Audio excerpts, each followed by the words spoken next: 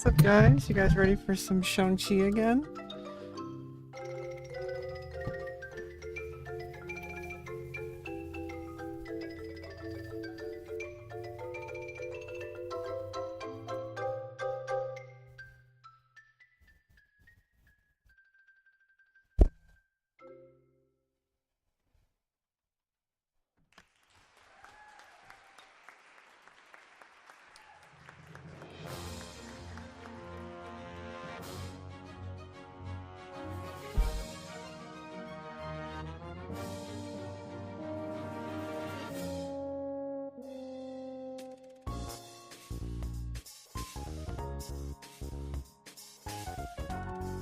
It's been quite a day. Kind of quiet. Kind of just I don't know. Kind of feeling neutral today. Just one of those days, you know, Saturday. Just everything feels kind of slow. You know what I mean? Nothing really too crazy today.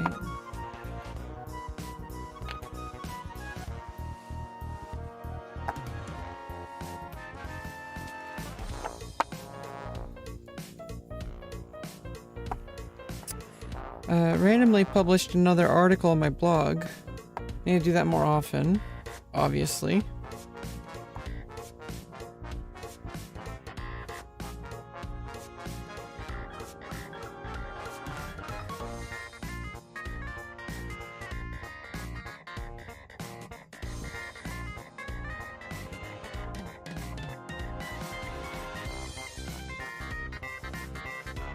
Because, I don't know, it's like every now and then, like, you know, I think when I'm like feeling like doing like a Twitter thread, I could just copy paste that basically. Each paragraph, each tweet is basically a paragraph. You know, like 7 paragraphs, perfectly fine to publish. Just hit publish and just keep doing it, you know? Doesn't have to always be some kind of like college essay. You know, even though I prefer to do, I do have like a lot of integrity as like as a writer, but it's better to publish something than nothing, especially in today's fickle, you know, people have like such a small attention span. I really should be going for volume and not quality, like quantity, not quality, as far as my writing goes. Should really just be publishing like an article a day, really. Just keep hitting that algorithm, that search engine, because what happens is like it hits the Google search engine and like people will find my blog. I don't want to obviously do like absolute trash articles, but then again, like some of the stuff I've seen online is like basically just like it looks like a robot wrote it, and those can get like a ton of traffic sometimes. So I don't really know. I think I just have too high of a standard for myself.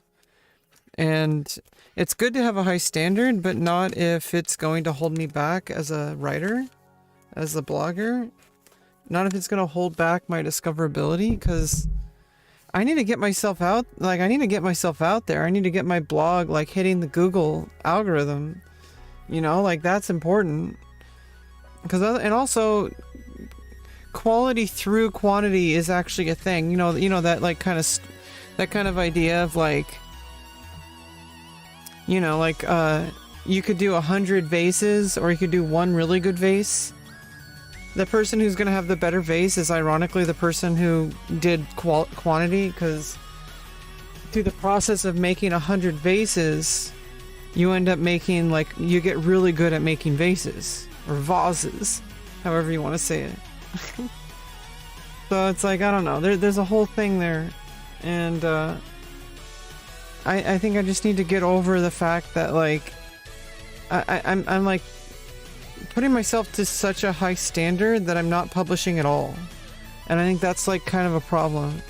And also, like, you know, I don't know, like I should just do like Twitter threads about stuff that like really matters to me, you know, even if other people, you know, might do it better, quote unquote, or whatever, even though people are more popular or whatever, I can at least put a thread out there and like it'll hit the algorithm. So like, you know, there's always going to be people who never see the other stuff, they only see my stuff. So I mean, they might see mine instead of someone else's. So it's like, just because it's not 100% unique doesn't mean, you know, it's always going to be in my voice. It's going to be in my writing style.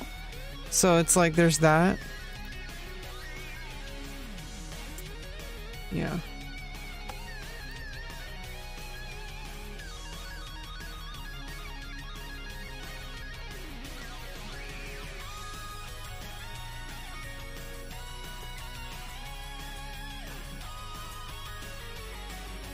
Okay. You guys ready to play some XiangQi? I think I am.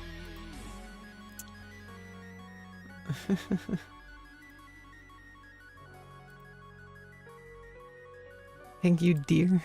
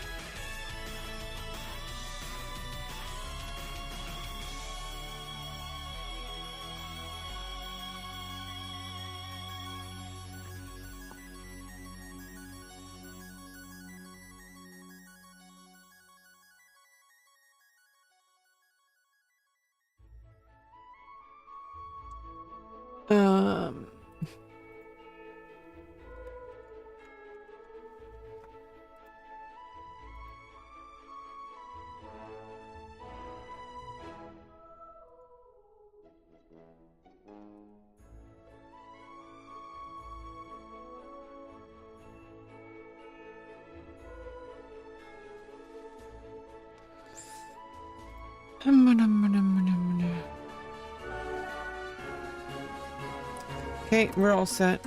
We're all good to go. Play computer. Peter level 1. Let's go.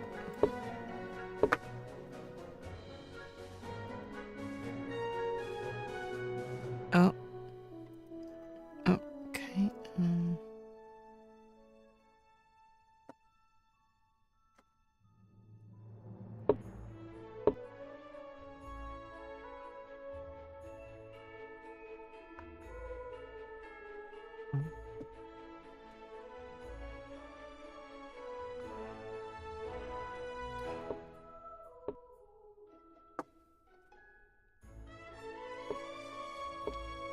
What? Why?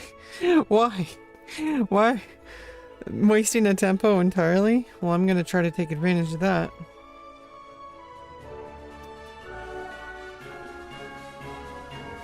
Use the tempo to push a pawn.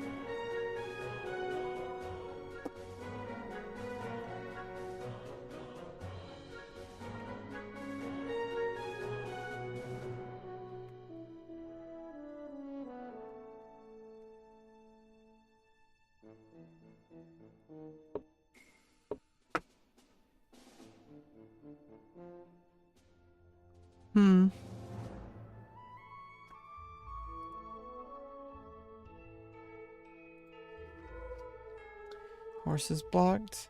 Maybe I can put the cannon here to kind of limit a bunch.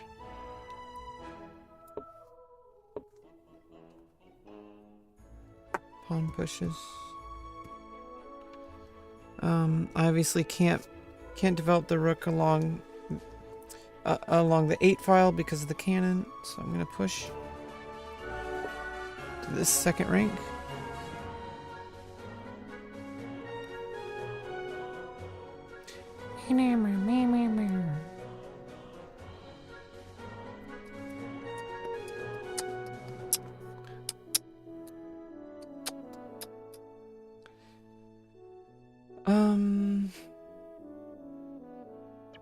Okay, well this pawn defend with the elephant.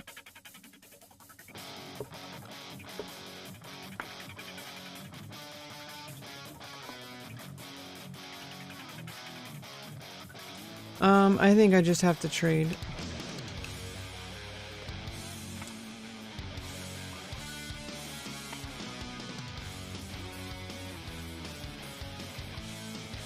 Then I can slide the other rook over. What I could do is first just capture this pawn.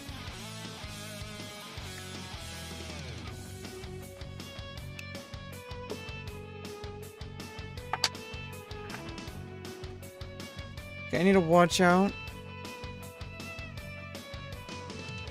for that rook.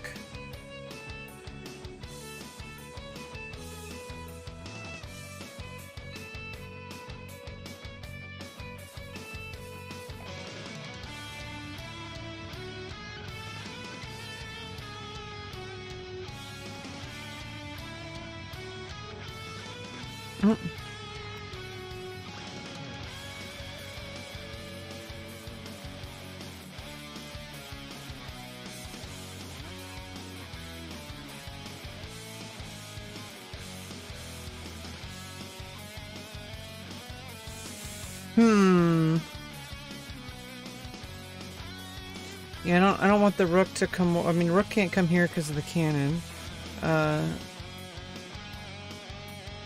Not really sure what rook would do over, and can't come here because of the horse. So I don't think I have to have like too much crazy danger, but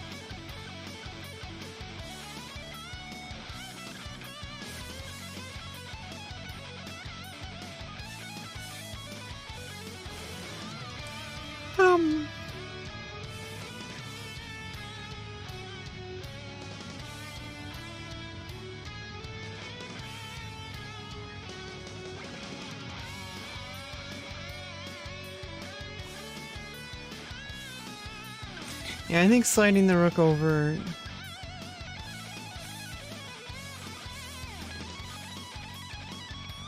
No, what I can do is slide over here and attack the advisor because of the pin.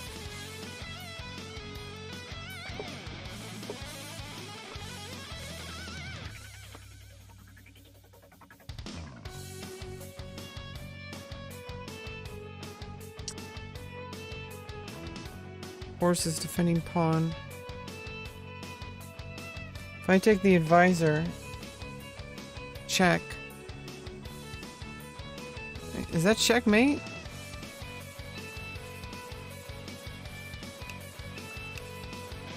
Oh, obviously. Oh no. Obviously the king takes it. Let me undo that. Obviously, the king is also defending it. But I do have the right idea.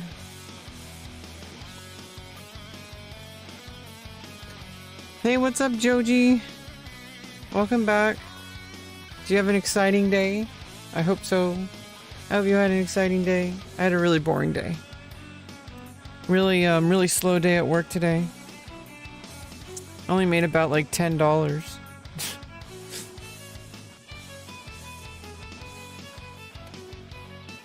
Well, maybe about like $15. But made $200 so far this pay period, so it's actually pretty good for me. You just gotta show up, be steady. Just sucks. It's been like a really quiet day. Like my dad stayed home sick. He's supposedly quitting drinking, but he's probably like super like going through freaking withdrawals and shit. You made $0. Well, that sucks. But you made a lot of Pokebucks. Poke dollars. I think you make... I don't know how Poke dollars accrue. Do you make Poke dollars just for being AFK? I mean, just for not even... Like, you don't even have to be online? Like, just over time, do you just accrue Poke dollars?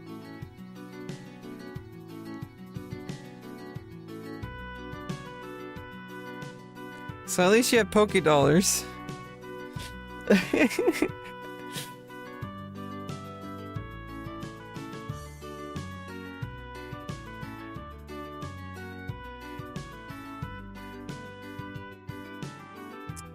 Maybe if I push the horse up and then attack the pawn, I can then attack the cannon.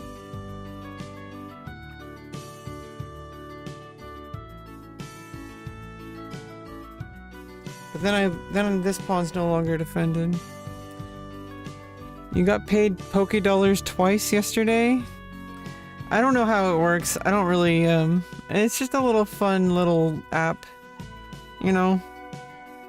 I'm not gonna take it super seriously. I don't think anybody should take anything too seriously, even things that truly matter. In fact, like I think when you start taking things too seriously, it ironically ends up becoming more dangerous. Of like, because then it's like you have to kind of like take a deep breath and you got to be in control. You know? I gotta be really careful about this position.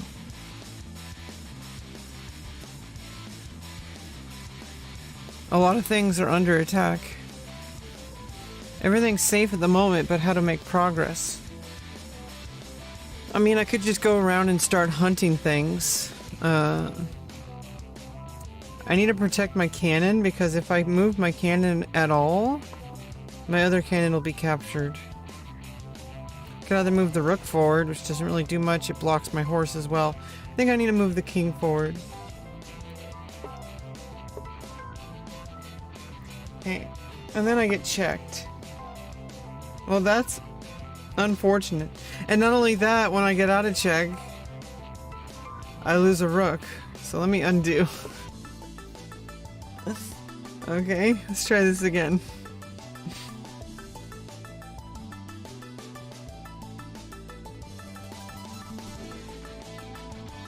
Oh, if I move the horse up, it's attacking the pawn, which would then attack the cannon, but also it's defending the cannon.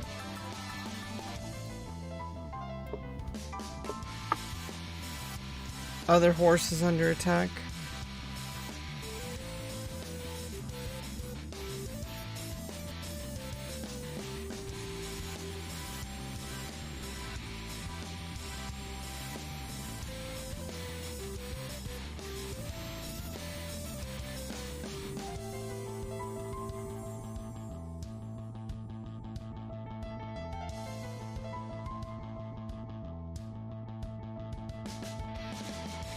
Well, the pawn's defended. Unfortunately, my elephant's not going to be defended because if after I move you take the pawn, attacking my elephant, I'm basically kind of stuck in a loop here. Not really a loop, but oh, I can fork the cannons. That can work. And it attacks the rook. Take the horse, attacking my cannon.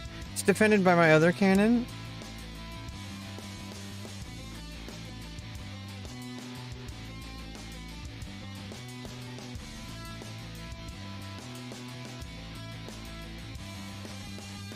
But then it's attacked by the other cannon, so I need to take this cannon.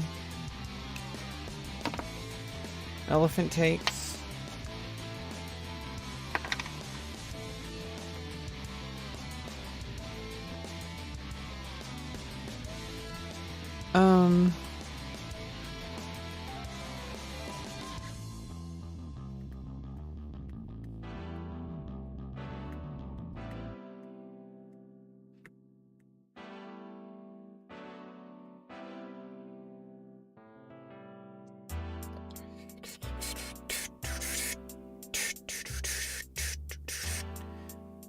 If I take the advisor takes.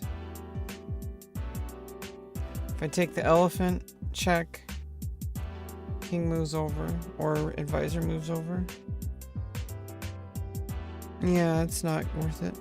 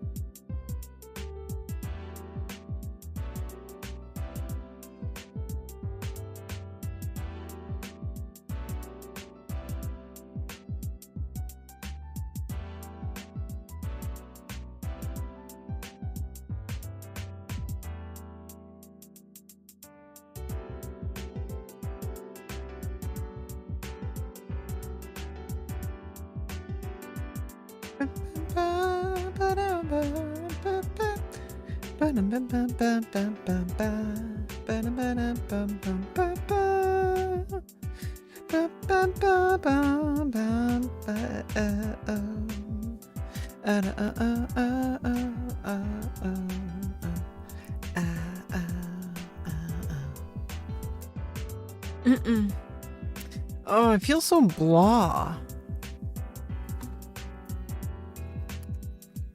You know what I mean? Like where every time you talk it feels like all like I'm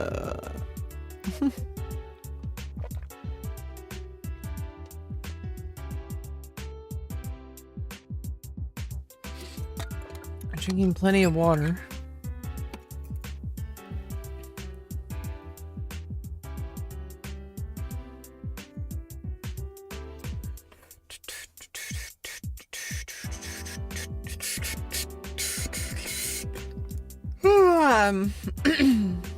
Well, I could just start taking pawns, lose an elephant, take a second pawn, attack the other elephant. I don't know. Let's see how it goes. Well, that just takes my cannon. Yes, I missed.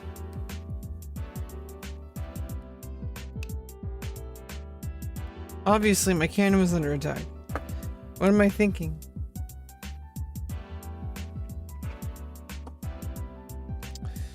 Gotta move my cannon. Could either move backwards. I don't really think that's a good idea.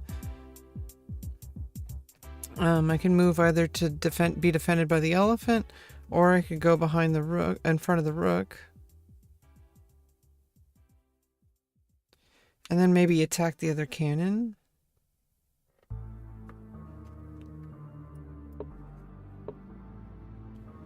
Horse comes in.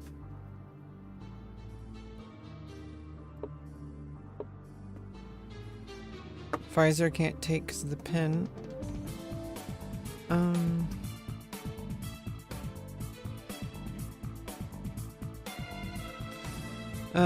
Let's capture the other cannon. Horse takes cannon. Attacking my other cannon. Uh-oh. Yeah, I don't really like this position at all. Well, let's block the horse. Oh, and you're blocking against the attack. I could...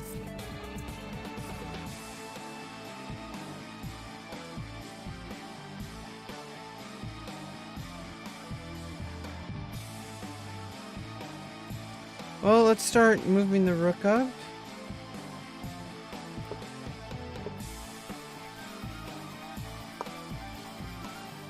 Probably gonna slide somewhere. Slide into those DMs. Okay, move the rook, capture the pawn. Oh, we got some spammers. With the boner, the loner, getting the spammer. With the jammers.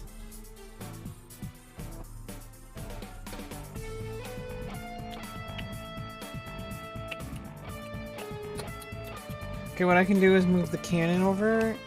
Oh! That... No, I don't... Yeah, that didn't work. The elephant takes it. Not the horse.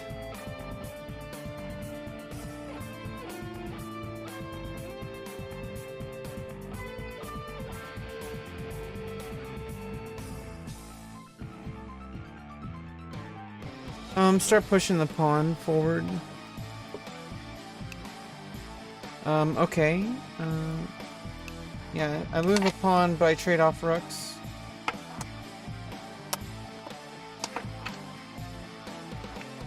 We got yet another spammer. Stop watching the stream. Find love.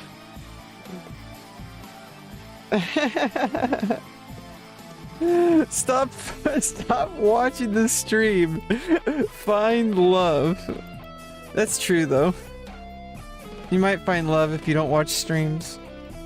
I'm just gonna keep it real there. Well, the rooks are off the board, but I'm down a lot. I have a cannon against 2 horses. So I'm gonna start pushing pawns. Start to pushing out pawns.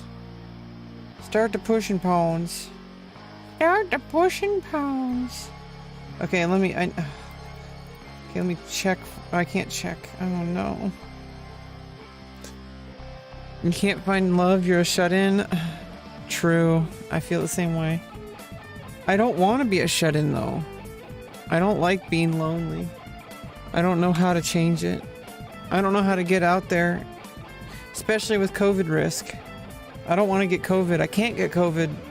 If I get COVID, especially before my surgeries, you know, and if it doesn't, you know, if I don't recover in time, I'm gonna have to delay my surgeries. And that's fucked up. Absolutely cannot happen.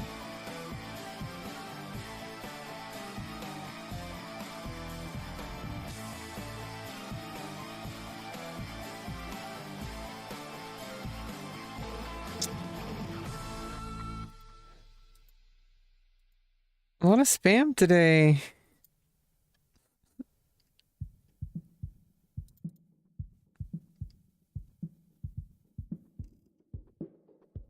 Where's Elon Musk when you need him? Getting rid of those spam bots. Maybe make YouTube $8 a month required. I mean, I got YouTube Premium. Make YouTube Premium a requirement. Maybe you would get rid of all the spam bots. Maybe he's onto something. Is that the world we come to? Where we just have to pay for, to get rid of bots?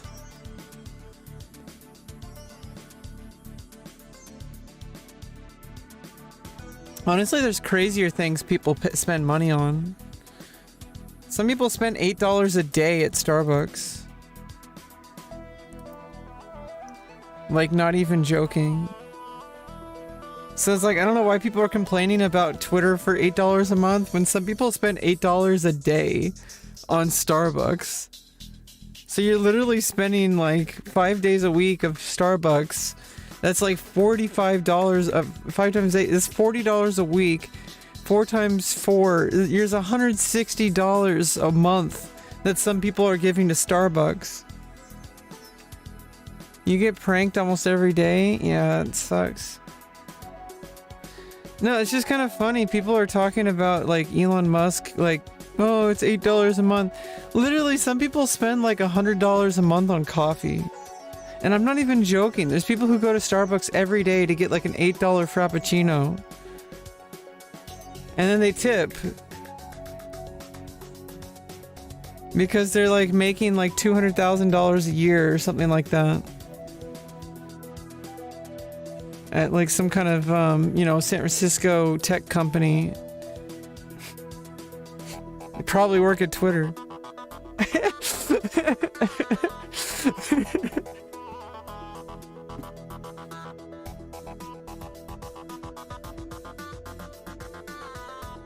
Yeah, I mean, working retail sucks in general. People just expect like insane orders just because they're spending money. They're like, oh, I'm spending money, therefore you have to bend over backwards and do everything I ask. Like, dude, like, what happened to like basic human decency? Like, you know, all these, I don't want to like, I'm not talking about like what all these like super conservative people like want to basically like keep women in the kitchen or giving birth constantly or whatever. But I do think that like there's a lot of old-fashioned values that are just lost that should come back. Hey, Nacho girl. Something. Oh, it's you. You changed your name. I forgot your old name. I'm sorry. But I remember that little cheese. I remember the cheese.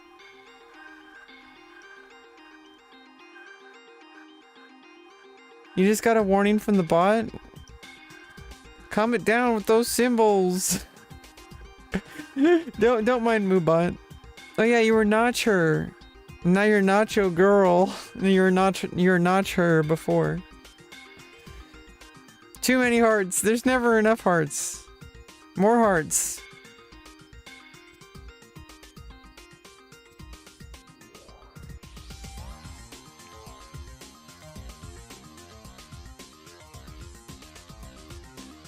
Here, I'll make you a mod. Now auto mod won't bother you. I am good. Just playing some XiangQi and losing to a level 1 bot. Bots are taking over the planet.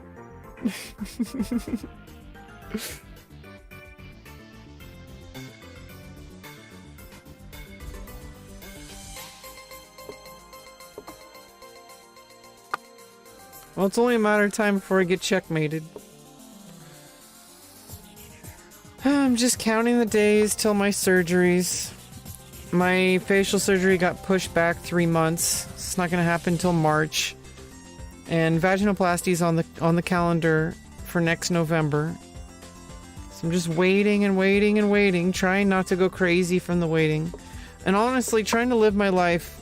A lot of my life is really just frustrating. It's like I'm waiting, but I'm also trying to do everything I can every single day to improve my career and improve my life. And there's kind of a bottleneck at the speed that can happen.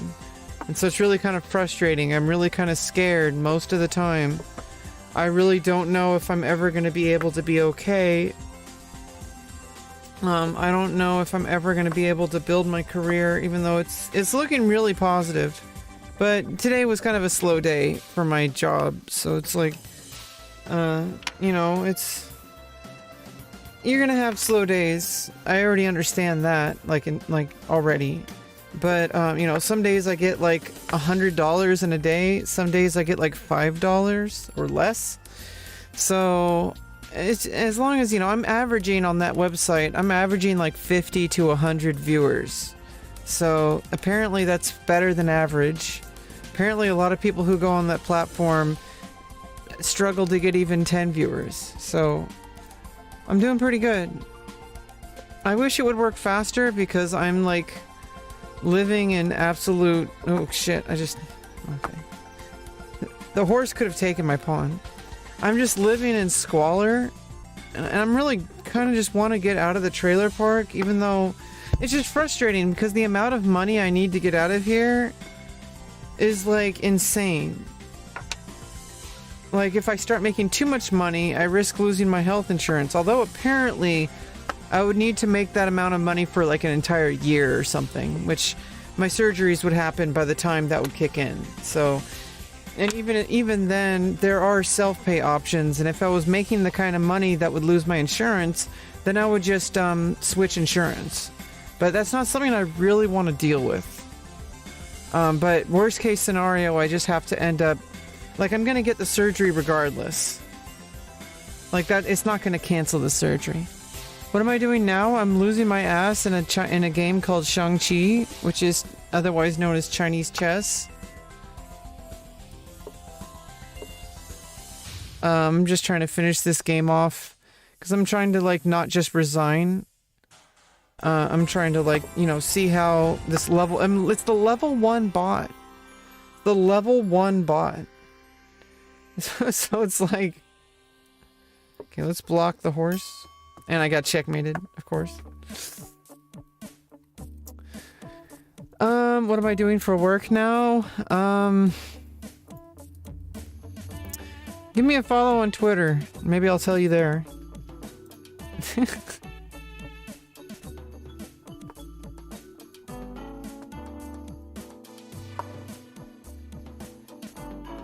It doesn't always feel like it's working out, but it actually is. Like, objectively, I'm doing really well. It's really hard to see it. It's really hard to feel it because I want things to happen, like, a lot faster. But if you look at the statistics, if I look at my income, at my, like, revenue statements, if I look at, like, the monthly statements, like, it's actually really good. Like, I made $600 last month. And I'm just continuing to show up every single week. You know, a couple days a week for like 1 to 2 hours. You know, as much as I can handle. You know, physically and mentally. Dealing with dysphoria, which is kind of hard for that line of work. You deleted all your socials for streaming? You deleted your Twitter? I would recommend not streaming. Unless you're developing a skill. The reason I'm streaming is, well, you know, obviously I've told you about my, I don't know if I've told you too much about why I stream. I kind of treated it as like a kind of like an open like video journal, but I also do it to develop skills. Like right now I'm practicing XiangQi because there's a very, very, very small niche on YouTube that hasn't really had any content in English language for like a whole year. And I feel like if I need to get a lot better at the game. I need to practice a lot. But I want to get better enough to like provide and make videos for this game and help out the community. And so I'm using the stream as like a practice space where I'm like showing up to hang out and also practice the game. And also just practice, you know, maybe even making content here sometimes. In fact, I made a video on how to play, and it got like 120 views the first 24 hours for like super low effort. Like basically just pulled it directly from my VOD, no editing at all, and it was like even like it was too long, but it got like 120 views. So it's like, you know, if I can like really like practice a lot and like get the pacing down better and get some editing in and just get some real practice making some YouTube videos, I think I can do pretty well for the community and for myself. It is a very, very, very small niche in the English language, but I think maybe I can help it grow because there is a community dying for content, dying for more content creators, and dying for more streamers. So, you know, if I build it, they will come, you know, but that's more focused on YouTube and less on streaming, but you never know. I have had a couple people show up to the stream as well from the XiangQi community. So you never know. Maybe it's that small.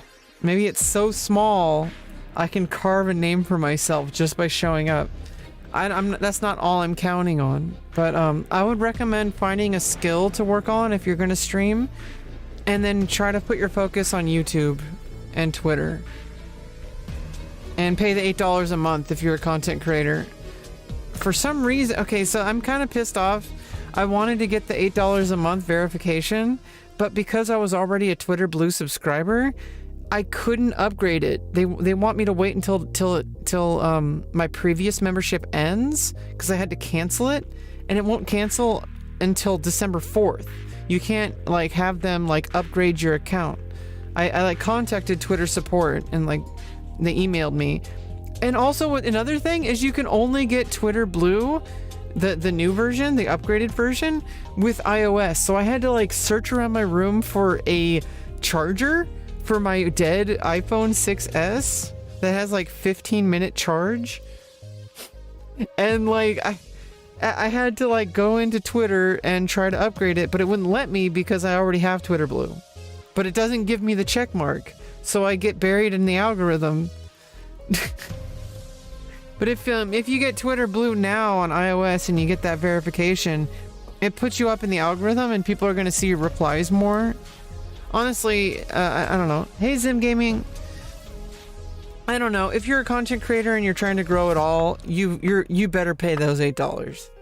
Like, you'd be crazy not to. There's no other platform that does that elevates you. Yeah, TikTok's good.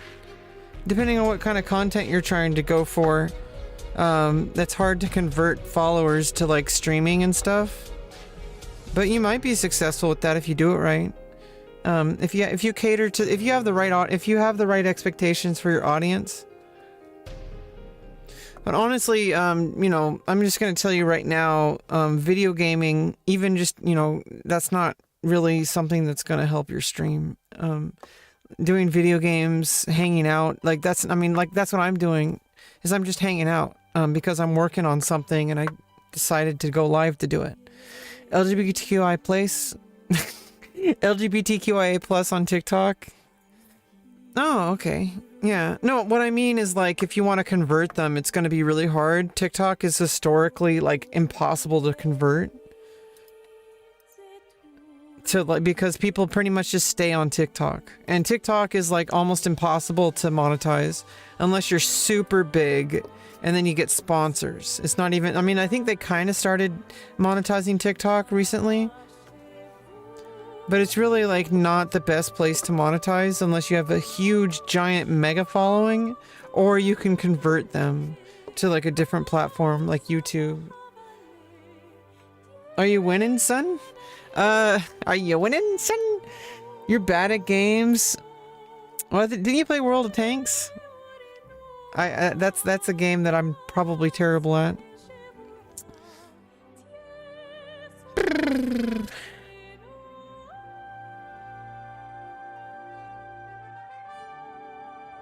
Yeah, I mean, I definitely keep my two contents separate, ... etc., etc. And you know, it's fun. What's interesting is that my career path, I don't need to convert them to Twitch. I can just keep them. It like what happens in Vegas stays in Vegas, baby. I can just keep it in Vegas, you know? Like you know, they can fill my slot. They can pull my slot. We need already stream bot? What's that?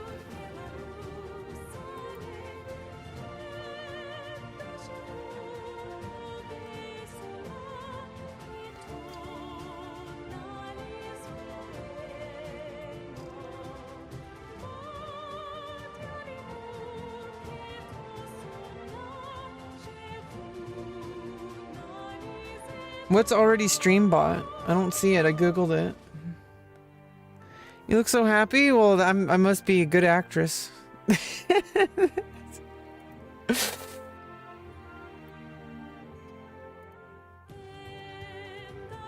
Oh, thank you. Yeah, I'm just hanging in there.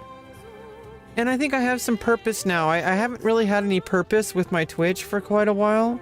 And now that I've kind of like settled on XiangQi, I feel like I have a purpose now for my Twitch and YouTube content.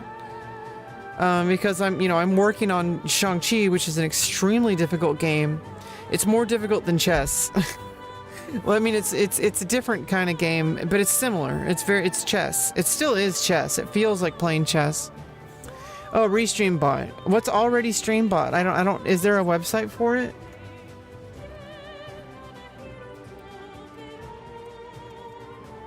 I can't find it. I see streamer.bot. Supercharge your live stream. Handle super chat events and more.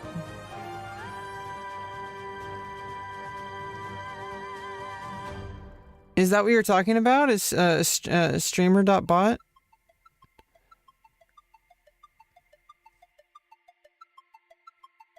Already stream bot? You're not telling me to Google it? What? But we need already stream bot. What is already stream bot? I can't find it on Google. Or is it just called Streambot? Oh, I get it. Restream. Already stream. Okay, I get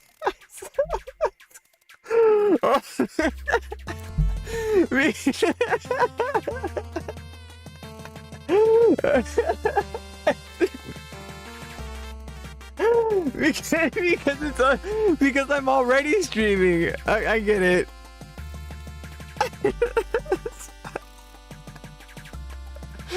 Oh my goodness. Sim gaming. Nightbot, daybot.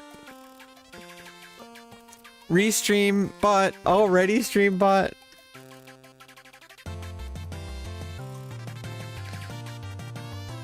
I should set up streamer bot for YouTube though. I don't have a bot for YouTube, and I could probably get rid of spam that way. Easier.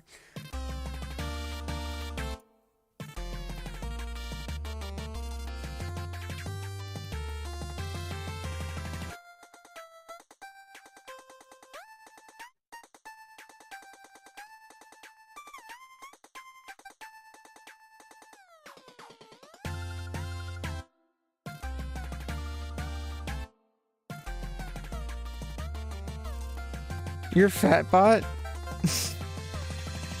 Trans bot?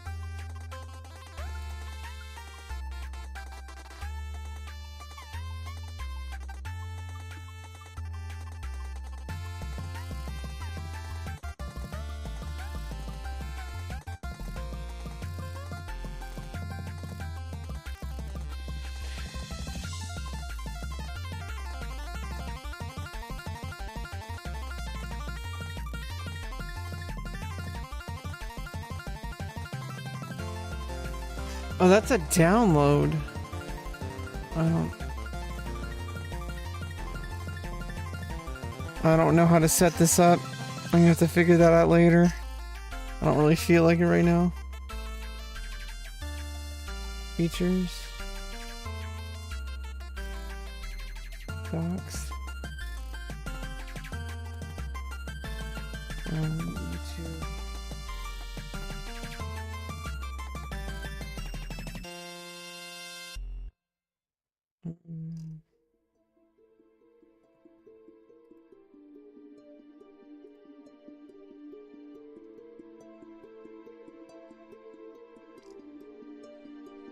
Okay.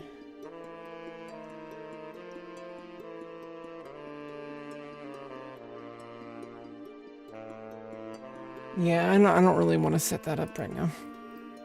Some crazy thing. I don't even know what I would use it for, honestly. Streamer.bot.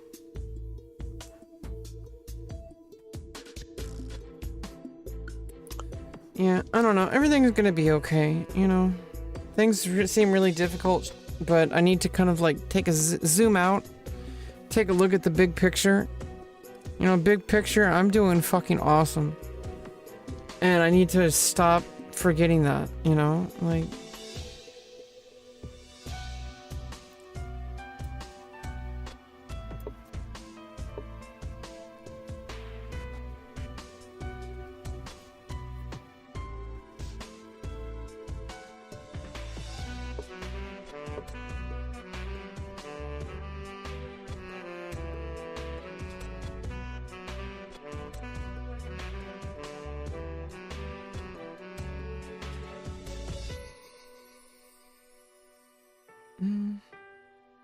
Cannons are connected, so this is defended from the rook.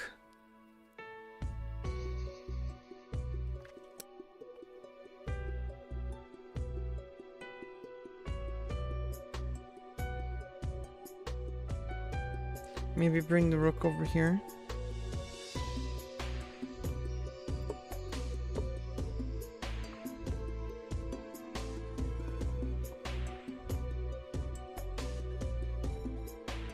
And I think trying to move my cannon up again.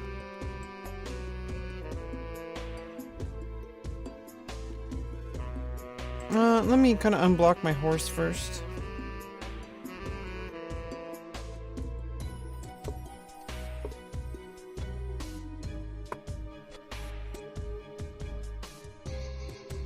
Obviously can't move the horse there, you'll capture my cannon.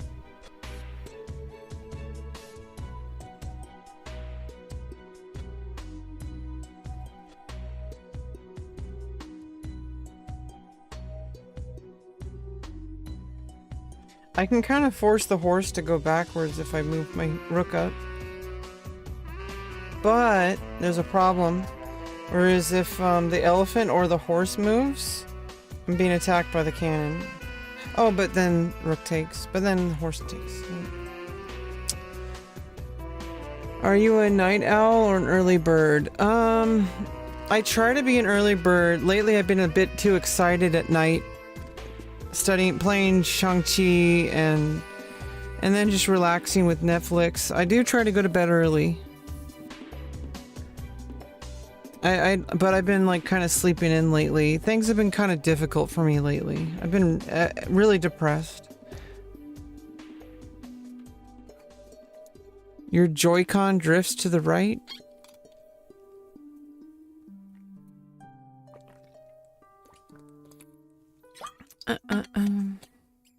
Yeah, I don't know.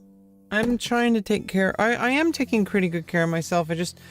I feel super depressed lately. Things just feel really difficult. And I'm just trying to hang in there. And I need to do a lot of stuff. I need to do laundry. I need to clean my house. I haven't done laundry in quite some time. My care manager,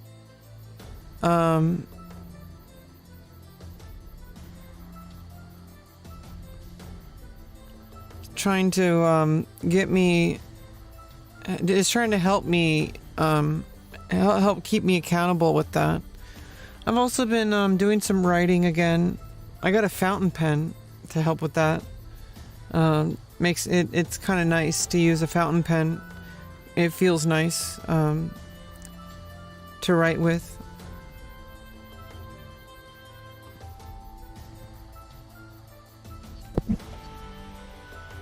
Here it is. Kind of nice.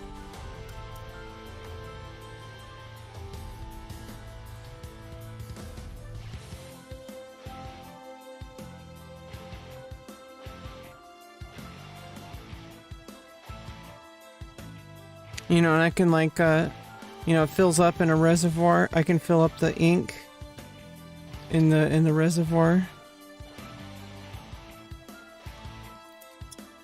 And it's pretty cool.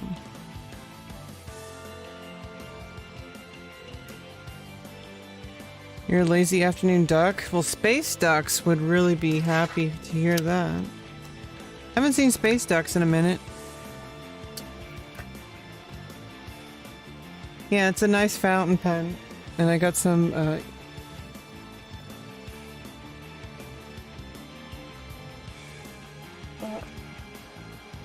I got some high quality ink for it. Yeah, and it seems to last a while. I don't have to refill it a ton of times. Like, it seems to last. Like, I can write like a couple pages and it barely even went down like a little bit after like several pages. I finally wrote another scene in my novel after like a very long time.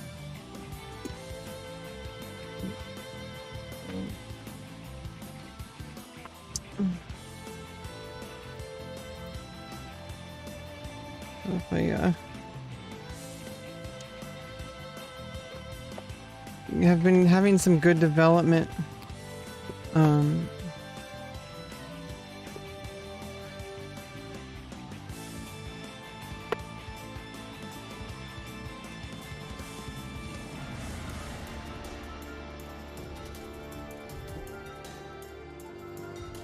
Been having some good development with my novels. You know. Hurry, read it before I change the page. Screen cap it. Yeah, I'm on my second draft of my novel, Even Star. And I'm seeming to get like a bit better understanding of where the story's heading. By the way, when I put things in my folder, I put the last page of the day at the top. So if I write 10 pages, you'll see 10 at the top. Number 1 will always be on the bottom. Whereas if I put number 1 on top per day, then I have to like guess how many pages I wrote each day. And it's harder to find...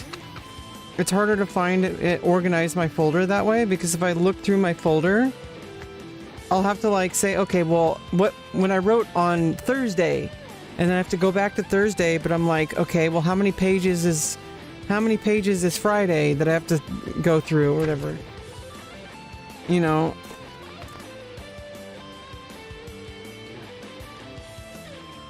What genre is it? It's like steampunk fantasy.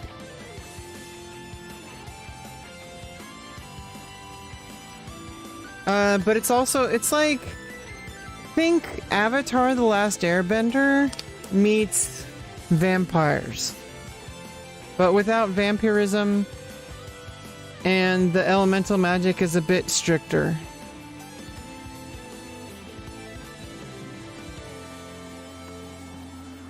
Like, they're not really vampires. They're just immortals. They don't have like all the vampire abilities. They don't have super strength.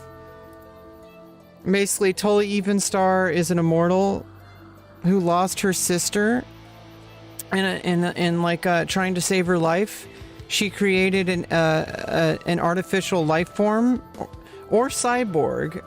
I don't think he was actually AI. I don't think he's an artificial life form. I think he's like actually like a spiritual cyborg. I think that's kind of how it, there's this you know, but we all know him as like an android named Wedge, which is created from the consciousness of the process of backing up her sister's spirit or whatever. And she lives, and her sister Kara Evenstar ends up becoming a ghost in the machines. And so she basically kind of lives as a ghost, but only within machines. And she can travel between the machines, and she can communicate with people a certain way. And she kind of pulls the strings of society. She's trying to take revenge on her sister over like 1,000 years or whatever. Oh, nice, Zen Gaming. I don't know if it's been 1,000 years. The original version of the novel, Tully was 1,000 years old, but I'm starting to think that's a little too old. Like, I think that's too much time. I think maybe she's like 200 years old or something, or even less. Because I think it's more related. I think it's just it's too out of touch if you're too old. You know, like if they're thousands of years old, you know, it's like, what does that even mean? You know. But like if it's like you know, like Wolverine, you know, he was like from the 1800s, you know, so it's like Wolverine wasn't like crazy, you know, Wolverine isn't like crazy old. You have a second Butterfree V? Oh my god. But basically, Tully did a lot of experiments on genetic properties, and she created a basically, I mean, I would say it's more like X-Men meets Avatar: Last Airbender, because it's like elemental magic based on mutations, genetic mutations. And basically, Tully is like kind of living as like a bounty hunter because she's done pulling the strings. She basically kind of retired from trying to pull the strings because she ended up making a whole bunch of bad decisions. And she's like, it's not her job to control society. She doesn't belong. You know, she's an immortal. She shouldn't be running the show. But because she stepped down, her sister took her place. And nobody knows her sister even exists, not even Tully. And so, you know, she's been pulling the strings in the shadows, and basically started, you know, runs an empire, like a drug empire. There's this drug called sap that is basically heroin that's used by the Tempests, which are those elemental mutants I told you about, to suppress the cloister headaches that their mutation gives them. And so basically the Tempests are constantly in pain unless they take the sap, and then they have to constantly be on drugs. And if they don't take the sap, they end up having stronger elemental abilities. And so a few of them called themselves the Tempests because they decided to not take the sap, so that they could work for Kara and run the cartel. But it's basically like a series of elites. There's like a series of elites that are like the elite Tempests. That you know, like there's the main one, like the leader of all of them is a guy named Raster, and I'm picturing him as like a black guy, and he's got like a cyborg eye, and he's an ice tempest, and he creates like a spear out of ice. That's like you know, there's different types of tempests, like tempers. Like the one that he does is he can control it around him, where he can like manipulate it into like to creating like objects, and you know, like he can manipulate it to form things basically. Other people can do like an engulfing one, like his like partner slash potential love interest is named Leviathan, or Levy for short, and she's an engulfing water tempest, which she can control the water and make like a barrier around her, and she uses that to like basically like create a dragon that she can like it's kind of crazy. Like she can like use the water around her to like fly. It's kind of interesting, like the way that she can do that. And then there's like, yeah, it's like magic. It's like elemental magic based on genetic mutations, based on limitations. And, you know, Brandon Sanderson's laws about magic is that magic requires limitations. Otherwise, magic's ability to manipulate the plot is directly proportional to how much the reader knows about it. So, like for instance, like Gandalf the Wizard, Gandalf the Grey, Gandalf in Lord of the Rings, his magic is not explained at all. Like, there's no explanation about how his magic works. And if you notice, there's like only like 1 or 2 times that his magic actually does anything to move the plot forward. Whereas you look at like, you know, like very hard magic systems where everything's explained, like X-Men or Superman, or, you know, like everything's explained, you know. So it's like, you know how it works. Like, you know that kryptonite, you know, blocks his abilities. Everything is kind of explained, and therefore you can use it as a plot device. So if you explain the magic well enough through the narrative, you can use it to move the plot forward. If you don't explain it, then it basically becomes a sense of wonder that is basically like rolling the dice, that you can't really use too much, or it just becomes kind of like, and then everybody lived happily ever after, the end, you know, like, I don't know. Yeah, basically there is a limitation. They have to be in complete agony in order to use their magic. Not only that, there's also limitations based on their genetic, based on what genetic mutation they actually have. They can only do certain things. Like you can't just control fire if you're a fire tempest, which the main character besides Tully Evenstar is the novel is named Evenstar. But even though she's like the central character, the main point of view character is mostly this woman, this police officer or enforcer named Brienne Hollows, and her partner Locke Williams. And they're kind of investigating, and they find this body, and the body has like marks on it, and then Brienne, who is a fire tempest, but nobody knows because fire tempests have not existed. She's basically like the last airbender, right? Most fire tempests have died out because fire is so uncontrollable, and so basically like either anybody who has had fire temper either has barely enough to even like light a match, or they have so much that they burn themselves to death and shit like that. So she's like kind of in this magic middle, but nobody knows that she exists except for the Tempests, who are trying to find her because she has a genetic defect that can control fire, which they think that they can use her to get rid of the cloister headaches, because they're trying to get themselves away from the cartel. Like Raster, he's like the main henchman, but he understands that Kara's vision is completely fascist and totalitarian kind of thing. And he's trying to basically like free the Tempests from Kara. And so it's like there's this whole thing going on where it's like, but you know, they're bad guys. So it's like, obviously they're not good people, but they're trying to do good. You know, like evil people people who do bad things don't think that they're doing bad things. Like they're like the ends justify the means kind of thing. And I don't know, but basically there's kind of a lead, and Brienne notices the mark on the abdomen that indicates that the person uses sap, and it's kind of like heroin, so it leaves like a big welt when they use it. And it's pretty obvious, and nobody knows about it because sap is like an underground drug that only Tempests use. And like there are a select few actual addicts, but like it's it's lock and key, basically, because it's so black market that it has to be controlled. I don't know. There's stuff like that going on. Like there's all this like kind of cloak and dagger shit going on with the cartel, and like they're really careful because Kara is like immortal.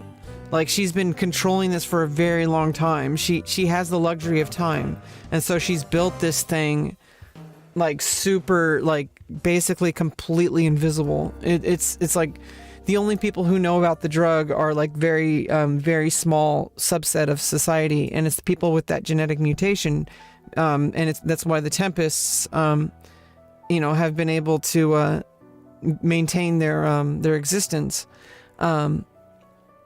Yeah, so it's like, I don't know, there's this whole thing, but then you find out that Locke is also he's an Earth Tempest, but he doesn't get the cloister headaches.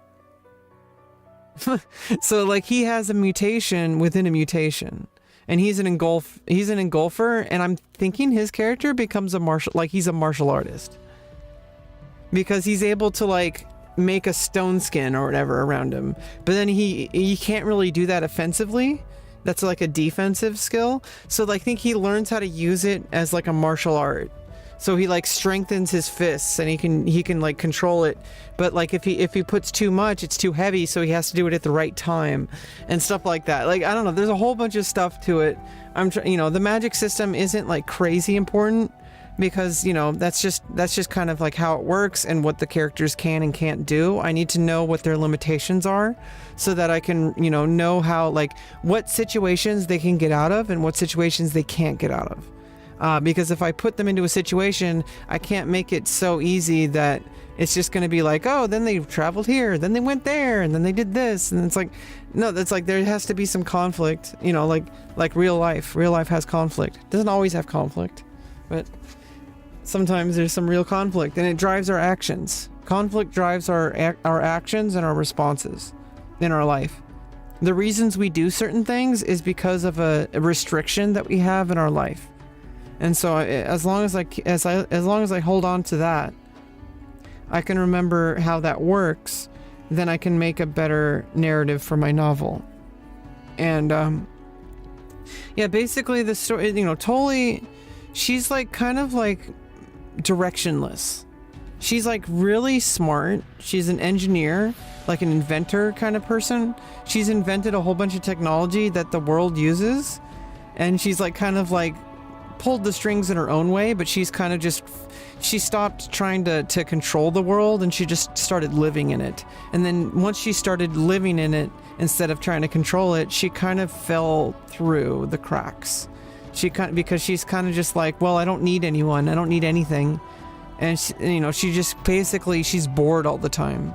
And so she just busies herself with challenges, and like she basically treats life like a game. She's always drinking, but she because of her immortality, the magic system for the immortality is kind of specific. I don't know, it's really hard to innovate with immortality magic, because basically it's like Wolverine, like that's basically it. Like people who can like recover instantly is like one of them, like vampires. Like you can't really deviate too much from vampires. There's really not much to it.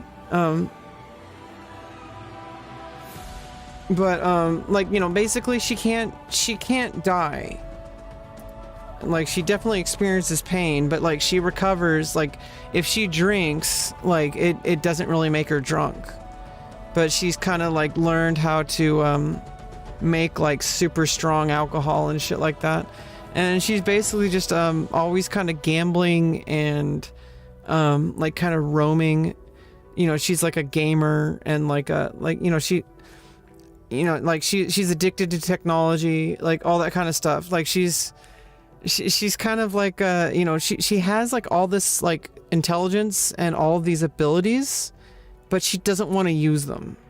She just wants to like hang out. And so it's like when Brienne and Locke come around, and then she finds some leads to her sister, then she starts having some reason to do things, because she's been trying to find her sister. She's like not willing to give up on her, but in order to risk finding her sister, she may have to give up her only tie to the past, which is Wedge. And Wedge and her kind of have a falling out. And in this new version of the novel, I'm not like they're starting out with a big gap between her and Wedge, like a wedge between them, like because in the original novel, in the original draft, they were together already, and they were doing like bounty missions and stuff. Like they were basically like there was a staged train robbery that she didn't know about. She didn't know it was staged by the Tempests. But it wasn't really the Tempest. It was these other characters that I think I'm deleting, or at least merging into other characters. I'm kind of combining characters that I had in the first draft and kind of taking elements of the characters and compressing them down into a single character. So it's like I'm doing a lot of cleanup in the second draft. So it's a lot of stuff like that. Basically, I just have to sit down and write. That's really all there is to it. I have a lot of the outline and organizing done. I just have to actually sit down and write the scenes. So I started that yesterday, and I'm gonna do it again tonight after stream, after I relax a bit.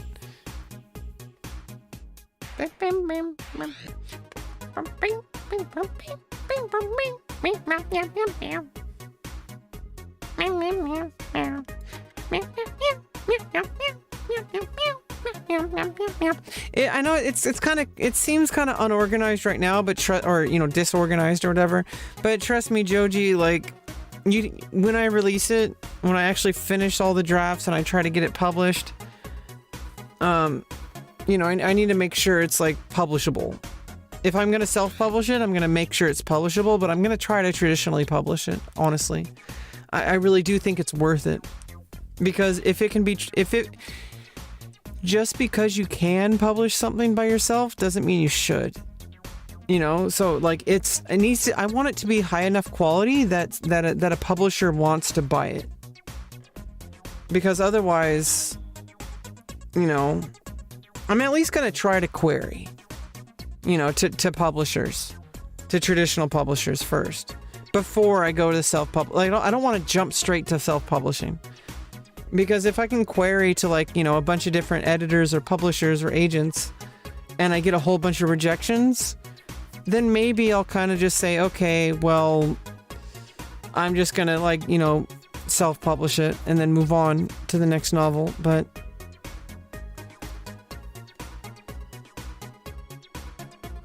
you know, until then, I'm going to do my due diligence because I want to make sure that it's publishable. Because just, you know, you can self-publish something, but if it's not good enough to sell, then it's not going to sell.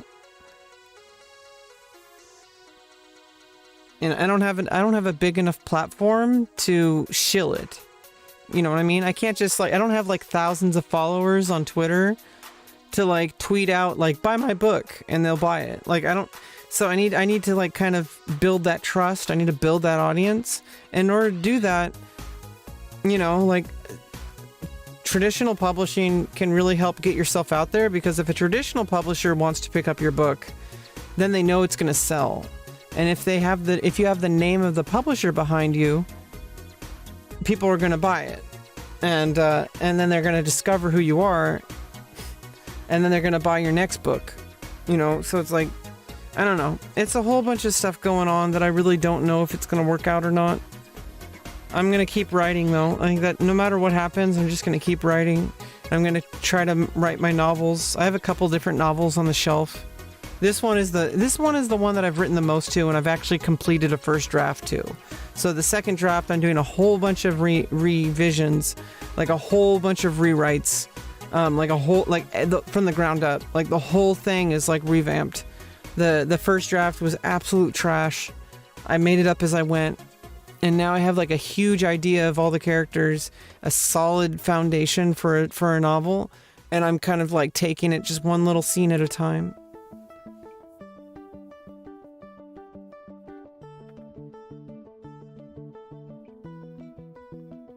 Yeah, so I don't think I want to bring the rook up because the horse moves.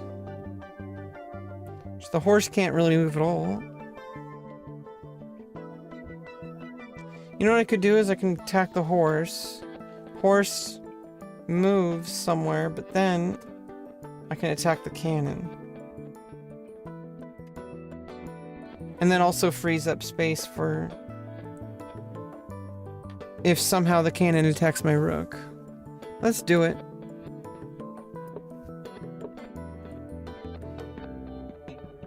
Okay, horse goes that way. Which cannon's defending. Well, then let's attack the cannon.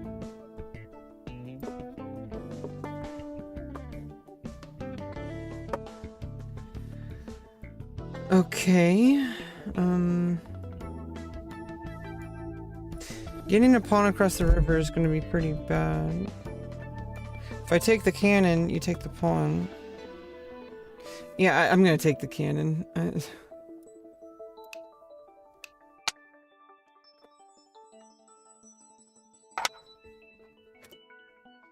just going to have to figure out how to deal with this pawn, though.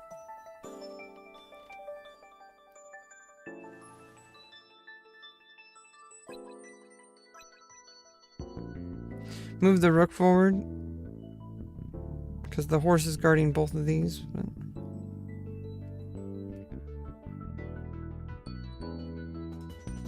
oh, but then if you move the pawn that way... cannon's attacking the rook. Then I can attack the horse. Let's try it.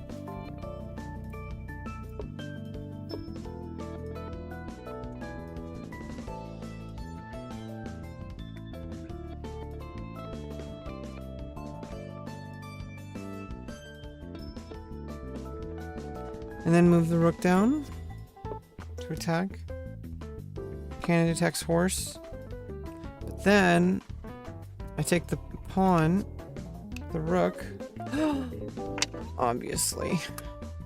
What am I thinking? Undo. Let's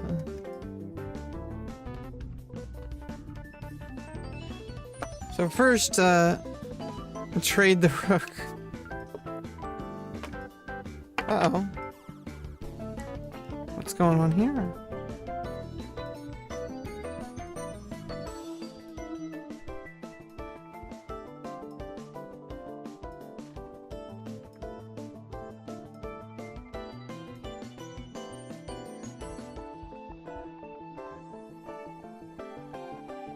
Oh, well the horse is defended by a cannon.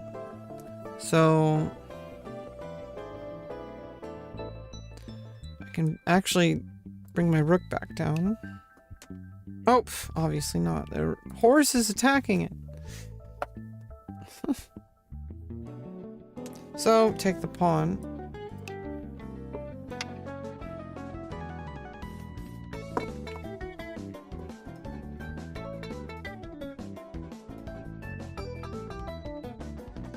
Hey, thanks for the follow, Broccoli. Welcome. We're playing some XiangQi. You can learn how to play on with command XiangQi.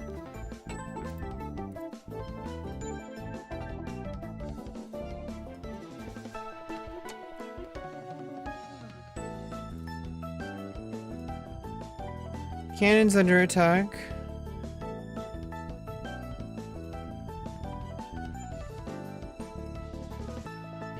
If I take the pawn, rook takes cannon is not a thing. Oh yeah, it is a thing. Rook takes cannon, rook takes cannon. Rook takes cannon. Well, elephant's defending, so it's fine.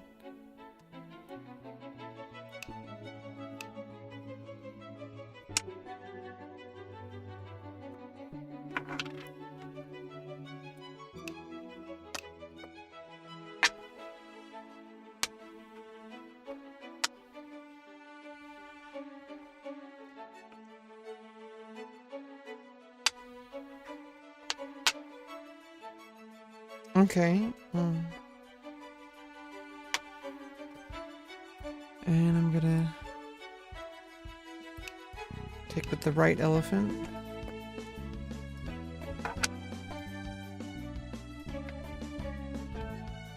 Elephant takes.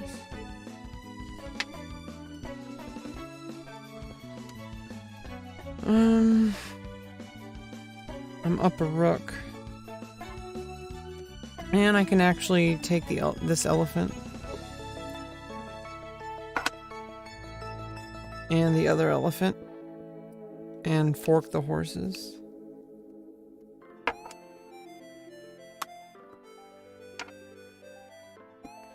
Take with the other horse. Okay, well this is just free material. Now I'm completely winning. It is the level 1 bot. Cross the river here.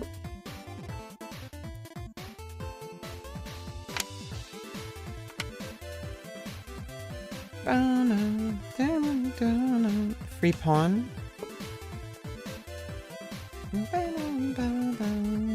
Another free pawn.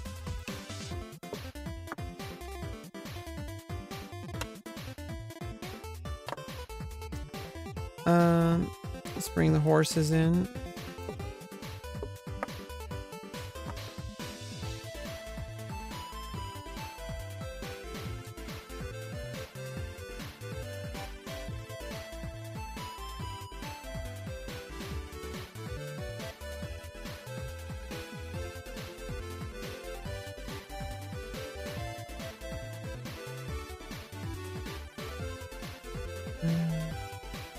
Let's check.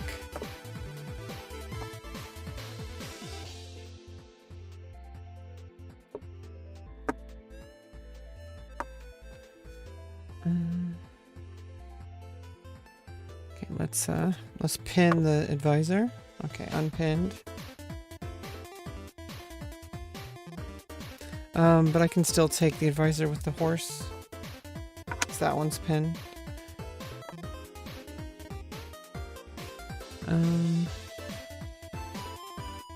Attack the advisory. Oh, I can't do that. Obviously. Now my horse is pinned. Let's bring in the other horse.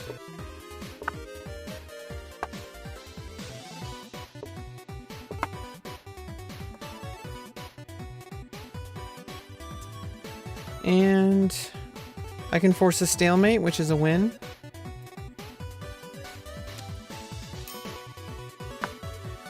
Checkmate. And the stalemate is checkmate. If I'm the one to deliver it.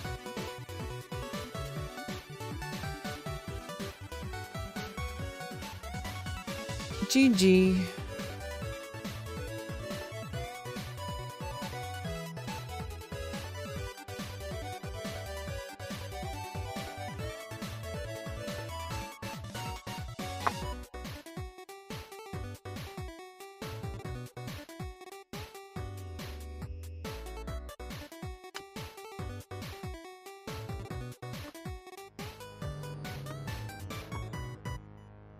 Oh, oops.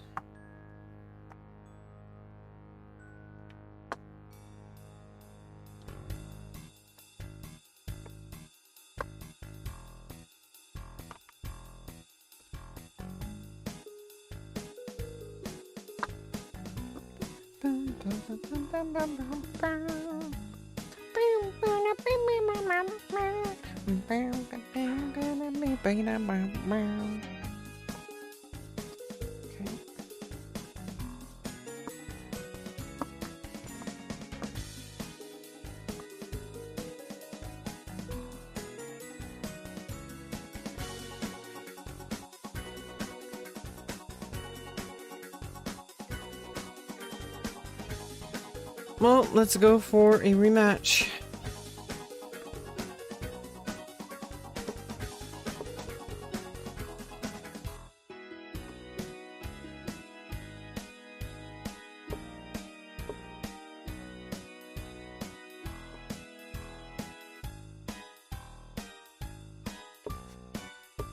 Let's go with pawn. Opening up my horses, closing off the other horses.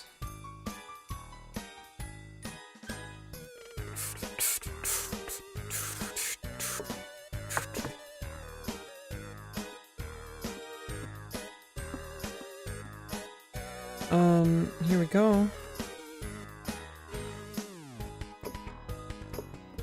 Oh, okay. Oh, the elephant. I kind of made a mistake here.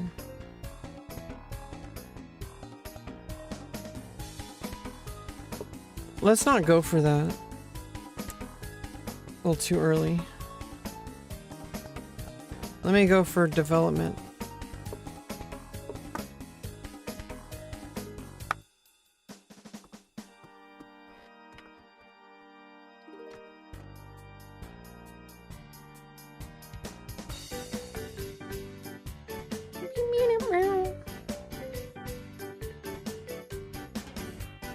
Let's go with this move.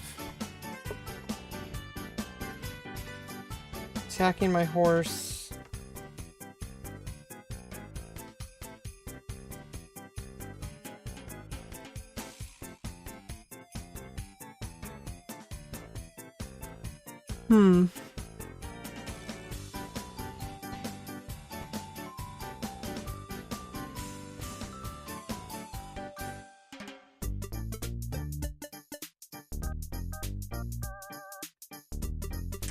Well, I think I have to bring my rook up to defend.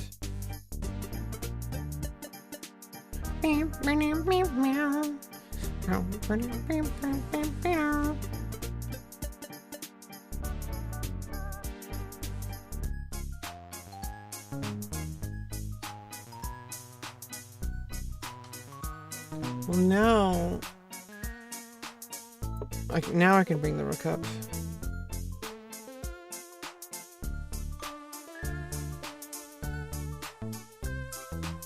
And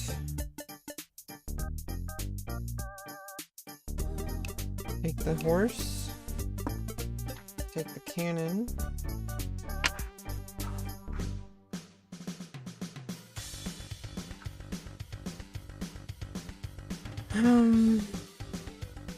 And I do need to kind of get my rook out of there, so I'm going to take the pawn.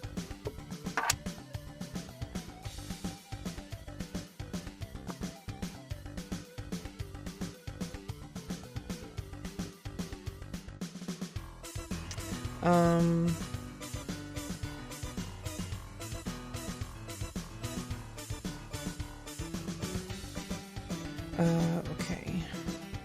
Let me bring the horse up. Attack. Oh, that blocks.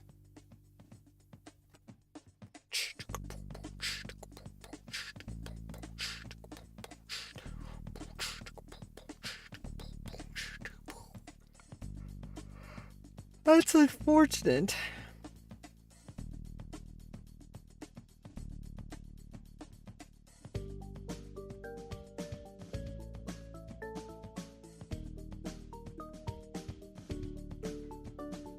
Yeah, let's not do that. So when the rook's on the riverbed, it's gonna block horses and stuff. Good to know.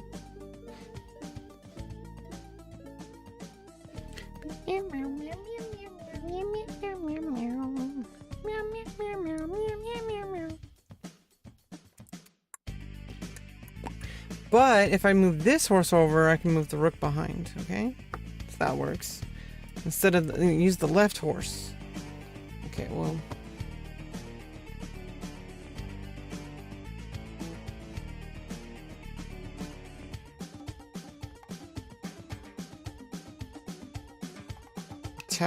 Take the pawn, attacking the horse. Cannon moves. Oh no, no, my horse is pinned to the rook.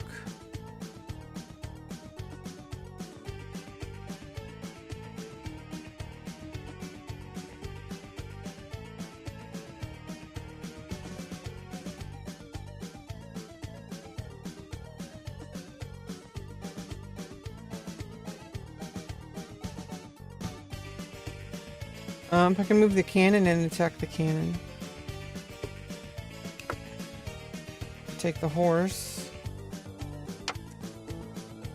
Oh no! Yeah, that doesn't work.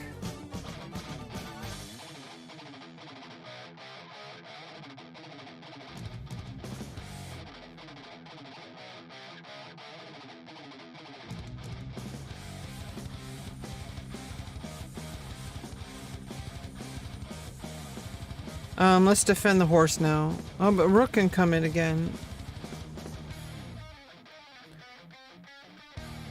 But then the horse is defending.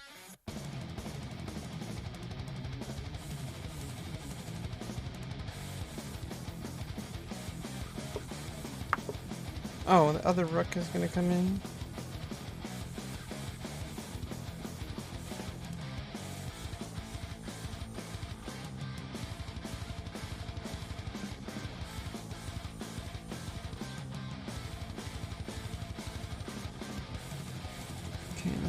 Let's move up here. Oh, I'm blocking the horse.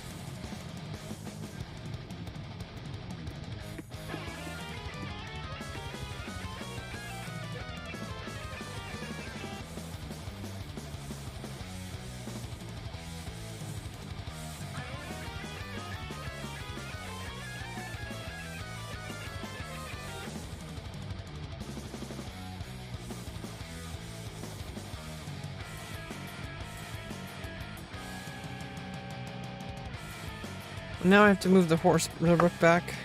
Cannon comes in.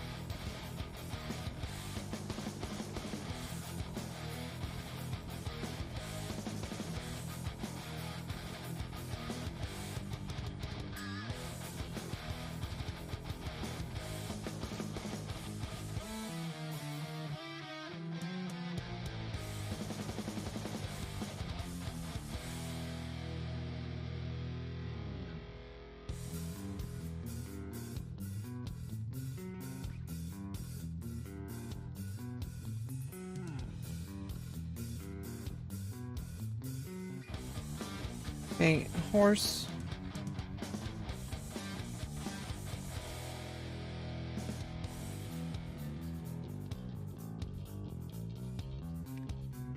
Okay, well, horse and rook are attacking. Horse and rook and cannon are defending. So one of these three can move.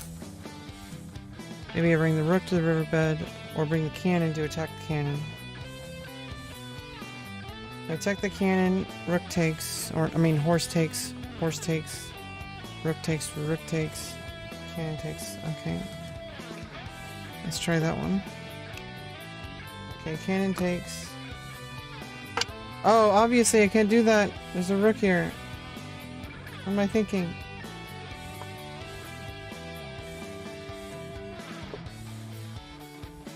Okay.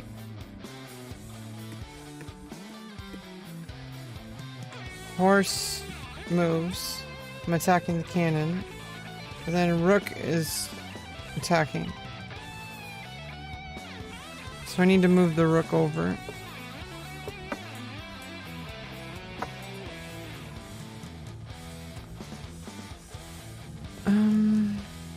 Let's attack the cannon. Okay, you take my elephant. I take your cannon. Oh, and you're gonna check. Big time. It's gonna be checkmate.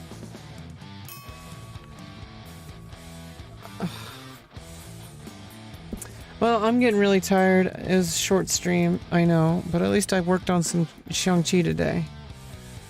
Hey, let's put the game away.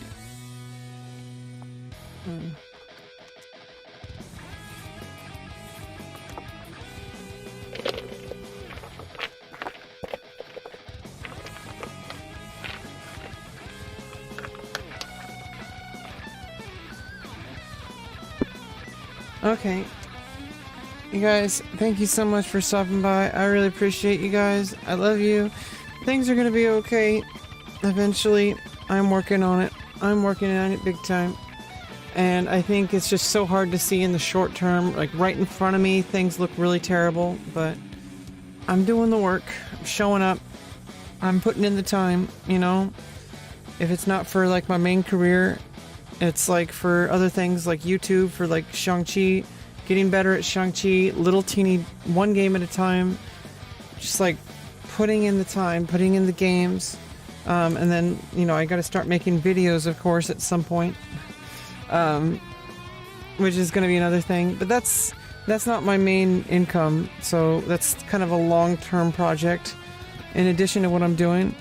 You know, and, you know, one of these days I'm going to be able to move out of the trailer park. And I don't know when that day is going to be, but I don't have a choice but to try. You know, I only get this one life to live. You know, it's not a soap opera, like One Life to Live. Or All My Children. But, but, you know, I only got one life to live, you know, and I gotta do my best.